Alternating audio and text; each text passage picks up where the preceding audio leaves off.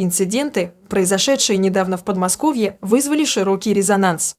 В Щелково гости с Кавказа перекрыли дорогу свадебному автобусу, разбили его стекла и напали на водителя, напугав при этом пассажиров. В Люберцах бородатый мужчина отказался оплатить поездку в такси, а когда водитель сообщил, что это зафиксировано на камеру, бородач напал на него.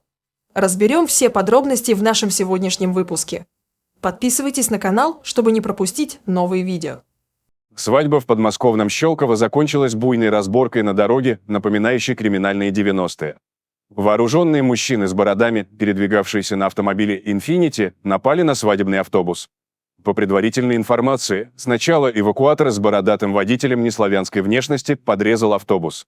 К нему вышли спросить, что случилось, он газанул и чуть не сбил человека, рассказала свидетельница в паблике ВКонтакте. Свадебный автобус поехал за эвакуатором, тот, видимо, кому-то позвонил, автобус догнал черный автомобиль. Один из них начал кричать и махать предметом, похожим на пистолет, крикнул, чтобы автобус остановился, иначе он будет стрелять. Водитель автобуса был вынужден остановиться. Из черной машины Infiniti вышло 4 бородатых мужчин. Один из них достал предмет, похожий на пистолет, и, видимо, намеревался применить его по автобусу. Второй мужчина пытался его удержать. В конце концов, стрелять они не стали, но ножом разбили стекла автобуса. При этом ранили одного из детей и перепугали других пассажиров. После инцидента нападавшие скрылись с места преступления. Однако недолго оставались безнаказанными. По имеющимся данным, правоохранительные органы вскоре задержали их в одной из кальянных. Возраст задержанных от 24 до 33 лет.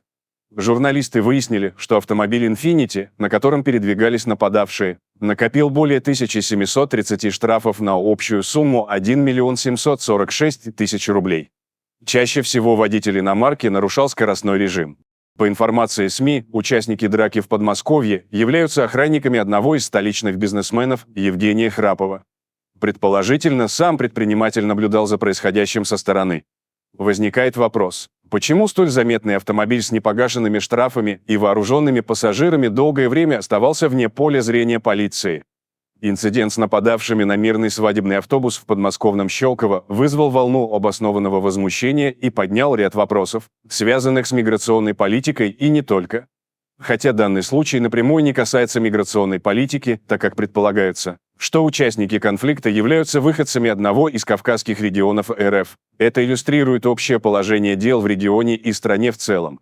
Речь идет о вседозволенности и безнаказанности лиц из дотационных регионов, которые часто не работают и не приносят пользы государству, но создают проблемы для граждан России и даже угрожают их жизни и здоровью. В данном случае действительно существовала угроза жизни и здоровья людей, так как нападавшие разбивали стекла автобуса и были вооружены. Несколько человек, в том числе и дети, получили различные травмы. Как всегда нагадив, эти воины героически скрылись на своем черном Infiniti с номерами Ивановской области. Но о происшествии в полицию своевременно поступило сообщение, а лица и автомобиль агрессоров были сняты очевидцами. Злодеев вычислили достаточно быстро, их задержали, возбудили уголовное дело по статье 213 УК РФ «Хулиганство». Интересный факт, при задержании стволов у них уже не было, кто-то добрый предупредил, и от лишнего груза разбойники избавились. Дело на контроле в Следственном комитете России, и, возможно, на тормозах его уже не спустят. Следственными органами ГСУ СК России по Московской области по данному факту возбуждено уголовное дело. Председатель Следственного комитета России Бастрыкин поручил исполняющему обязанности руководителя ГСУ СК России по Московской области Яковлеву доложить о ходе расследования уголовного дела и установленных обстоятельствах.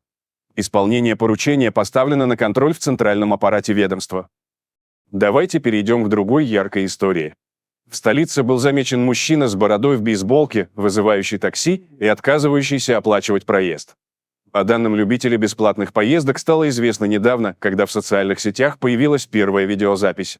На видео видно, что инцидент произошел 30 августа около 5 часов вечера. Таксист по имени Денис довез клиента до нужного адреса, но тот отказался платить и просто покинул автомобиль. После того, как водитель сказал «прославишься, брат», бородач вернулся и через открытое окно ударил Дениса в лицо, отправив его в нокдаун.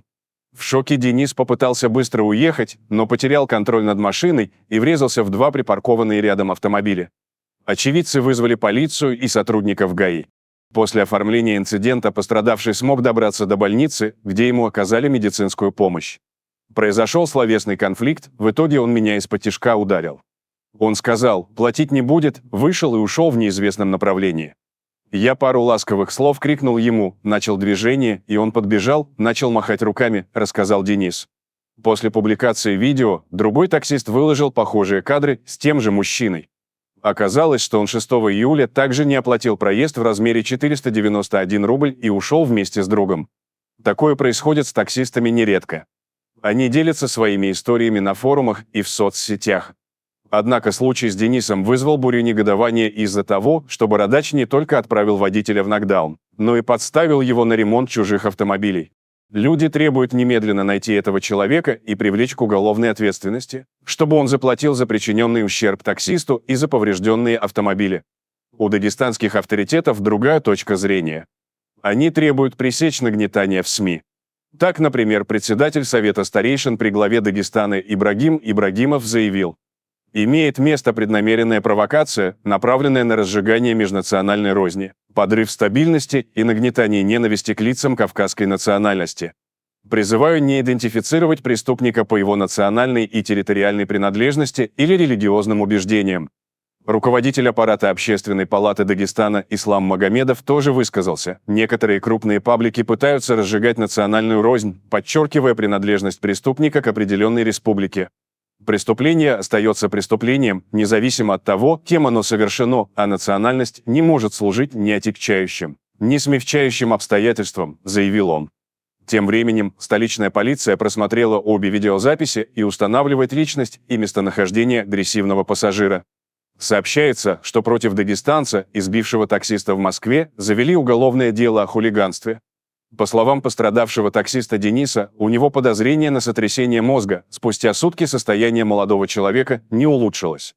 Для ужесточения статьи необходимо проведение экспертизы. В подобную ситуацию с неоплатой проезда в такси неадекват, который почему-то решил, что ему все должны, попадает не в первый раз. Следователи и оперативники разыскивают агрессивного кавказца. Но есть и хорошие новости. Министерство внутренних дел РФ подготовило пакет документов, регламентирующих процедуру выезда иностранцев, тех, кому не стоит у нас больше находиться. Проекты соответствующих приказов вынесены для общественного обсуждения. В будущем году вступает в силу закон, который вводит более строгие, но необходимые правила пребывания в нашей стране граждан иностранных государств. Вряд ли надо еще раз повторять цифры, не раз озвученные руководителями правоохранительных органов. Но мы видим, увы, что среди гостей немало таких, кто считает, будто наши законы им не писаны, а наши ценности им чужды. Конечно, у преступности нет национальности. Но часто у преступности есть паспорт, и этот паспорт принадлежит грубому бескультурному человеку, который легко может поднять руку даже на женщину. А что насчет всего этого думаете вы, уважаемые зрители? Делитесь своим мнением в комментариях и не забудьте подписаться на канал, если вы этого все еще не сделали. Всем добра, всем пока!